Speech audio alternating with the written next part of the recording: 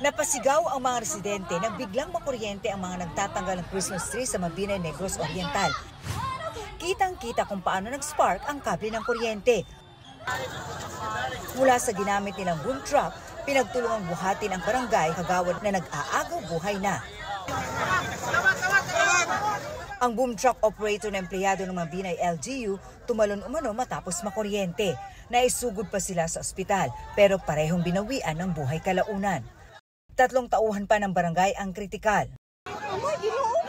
Base sa inisyal na pagsisiyasat, nagtatanggal ng Christmas tree na itinampok sa Lingani Festival ang mga opisyal ng barangay Aribase gamit ang boom truck pero sumapit ito sa kable ng kuryente ng electric cooperative sa lugar.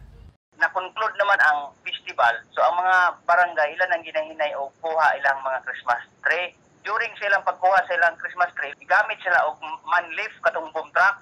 Nasangit ang yang boom dito sa high tension wires niya, mauto nga niresulta na nga kurintihan sila. Inilipat na sa Provincial Hospital sa Dumaguete City ang mga kritikal.